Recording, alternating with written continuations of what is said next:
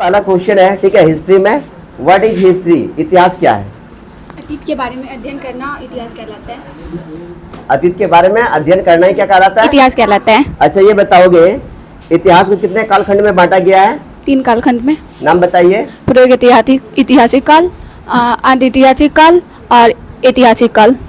ठीक है, नेक्स्ट आप बताओगे, आप बताएंगे पूर्व ऐतिहासिक काल को कितने कालखंड में बांटा गया? How many types of historic period? 4 types of historic period. 4 types of historic period, ठीक है।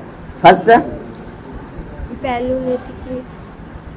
ठीक है। सेकंड, नेलोलिथिक। सेकंड क्या हो जाएगा? नेलोलिथिक। मध्यपाषाण काल ना, ठीक है। मेसोलिथिक पीरियड, ठीक है। एंड थर्ड क्या हो जाएगा? नेलोलिथिक पीरियड। हाँ, ठीक है। एंड फोर्थ, ताम्रपाषाण बोलते हैं, ताम्रपाषाण काल नहीं, ठीक है, ठीक है। नेक्स्ट, नेक्स्ट आप बताएंगे आदि ऐतिहासिक काल को कितने कालखंड में बांटा गया है?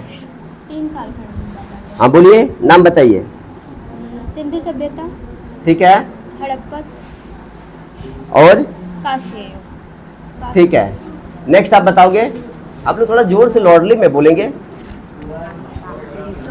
आप बताएंगे ऐतिहासिक काल को कितने भागों में बांटा गया है? 5। बोलिए,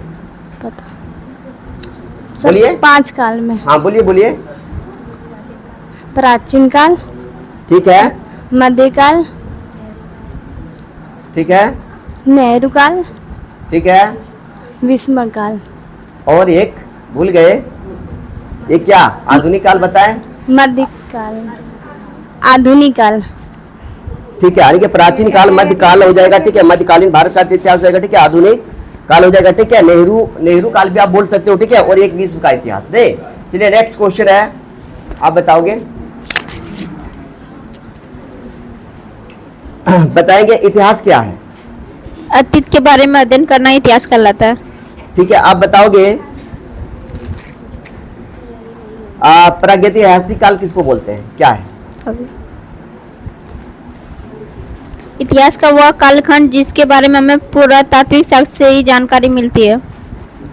हाँ, पुरातात्विक साक्ष्य पर मतलब क्या एक तरह का निर्भर होना पड़ता है, ठीक है। उस कालखंड को क्या कहते हैं? प्रागैतिहासिक काल। ठीक है, देखिए। अच्छा, ये बताएंगे इस काल में एक तरह का मनुष्य जो मानव, ठीक है, पढ़ना लिखना जानता था कि नहीं जानता था? नहीं जानता था। चलिए, वेरी गुड। नेक्स्ट, चांदनी आपसे क्वेश्चन है, आपसे क्वेश्चन है, बताएंगे पाषाण काल क्या है? यह इतिहास का सबसे प्रारंभिक समय था। अरे भाई, आप लोग जोर से बोलो ना, क्या बोलते हो समझ में नहीं। फिर से बोलिए। सर, इस काल के मानव को आदि मानव कहा जाता था। ठीक है, पाषाण काल का मतलब, पाषाण का मतलब क्या होता है? पत्थरों का काल। हाँ, ठीक है। What is stone period? ठीक है, स्टोन पीरियड, ठीक है। मतलब इस काल में मानव क्या करते थे?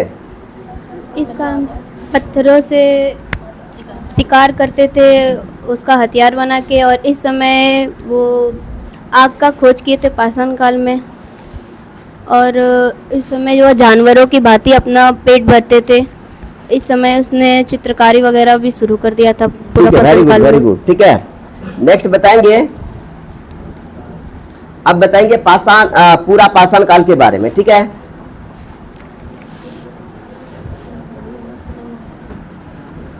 पूरा पाषाण काल के बारे में बताएंगे।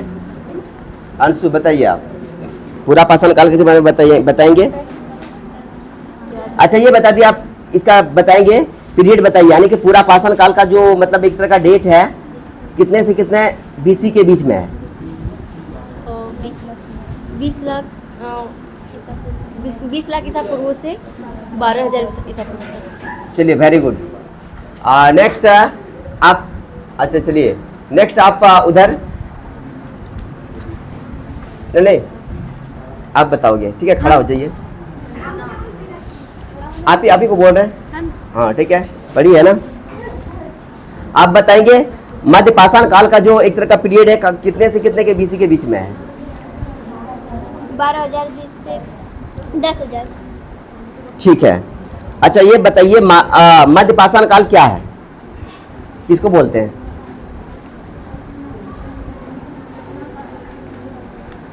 नवपाषाण और मध्यपाषाण के बीच वाले को मध्यपाषाण। नहीं सर। बोलिए मध्य पाषाण क्या है?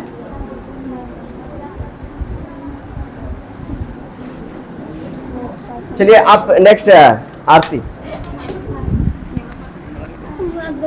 आप बताएंगे मध्य पाषाण। पूरा पाषाण काल और मध्य पाषाण, पूरा पाषाण काल और नवपाषाण काल के बीच को मध्य पाषाण काल कहते हैं। ठीक है, वेरी गुड। अच्छा बताएंगे मध्य पाषाण काल से रिलेटेड कुछ चीजों को बताएंगे आप। इस काल में लोग क्या करते थे मानव? यह इसकी मध्य पाषाण काल 12,000 ईसा पूर्व से लेकर 10,000 ईसा पूर्व तक था और इसका जानकारी करसाइल ने 1867 में दिया था। और मध्य पाषाण काल में छोटे छोटे पत्थरों का औजार बनाया जाता था, जैसे कि अर्धचंद्राकार एवं ज्यामितीय आकार का नुकीला क्या इस समय मानव जो कि मतलब पूरा मतलब ये शिक्षित नहीं हुए थे, मतलब थोड़ा थोड़ा सभी चीज़ों के बारे में जानकारी मिल गया था। और ठीक है, very good very good. Next बताएंगे आप पूजा, आप बताएंगे नवपाषाण काल क्या है, किसको बोलते हैं? नवपाषाण काल किसको बोलते हैं? इतिहास का वह कालखंड जिसके बारे में जानकारी हमें पुरातात्विक साक्ष्य पर निर्भर रहना पड़ता है। इसके बारे में कुछ बताएंगे आप।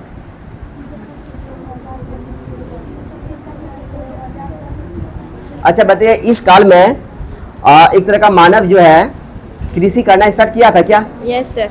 कृषि करना स्टार्ट कर दिया था। ठीक है, उसके बाद अच्छा ये बताइए किस काल में पशुपालन का मतलब एक तरह का पशु पालना स्टार्ट कर दिया था? मध्य पाषाण काल में। क्या? मध्य पाषाण काल में। किस काल में स्टार्ट किया था? नवपाषाण काल में सर। ठीक है, नवपाषाण काल में ना। ठीक है, अच्छा ये बताएंगे सबसे पहला पालतू जानवर ठीक है किसको पाला गया था? कुत्ता। बोलिए। कुत्ता को सर। हाँ, कुत्ते को पालना स्टार्ट कर दिया था, नहीं रखता था मतलब। ठीक है, और देखिए एक तरह का इस काल में मतलब यानी कि औजार तो बनाता ही था पत्थर का, प्लस इसमें क्या एकदम पूरा नुकीला बना के नुकीला बनाना स्टार्ट कर दिया था ताकि हथियार मतलब किसी हथियार अच्छा से बने और अदरवाइज किसी को शिकार अच्छे तरीका से कर सके। नहीं, चलिए नेक्स्ट बताएंगे, आप बताओगे बताएंगे धातु काल। धातु काल को कितने भागों में बांटा गया है? 2 भागों में। 2 भागों में? 3 से 3। कौन कौन सा बोलिए? तांबा, कांसा और हाँ लोहा। ठीक है, तांबा कांसा और लोहा। ठीक है, वेरी गुड। आप बताओगे नेक्स्ट, आप बताइए। अब बताओगे ये जो है तांबा ठीक है, यानी कि तांबा का जो युग ठीक है एक तरह का जो एज है ये कितना से कितना के बीच में है? बोलिए। 5,000 ईसा पूर्व से 4,000 ईसा पूर्व। 5000 BC से लेकर के 4,000 ईसा।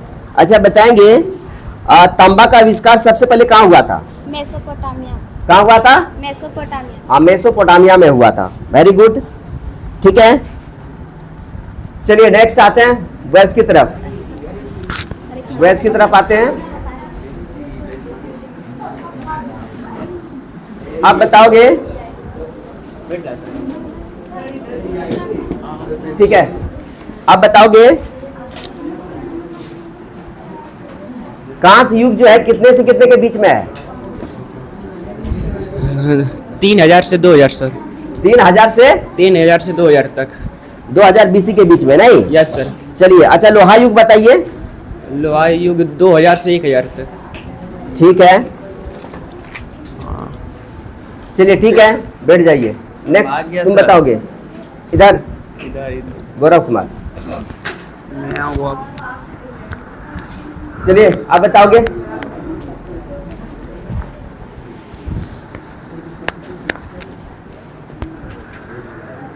आप बताएंगे वैदिक काल क्या है? कहाँ से भी? वैदिक काल किसको बोलते हैं?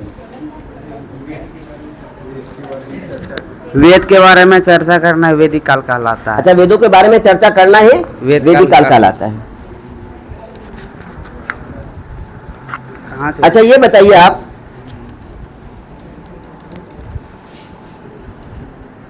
एक तरह का जो साहित्य स्रोत है, साहित्य स्रोत को कितने भागों में बांटा गया है? 2 भागों में।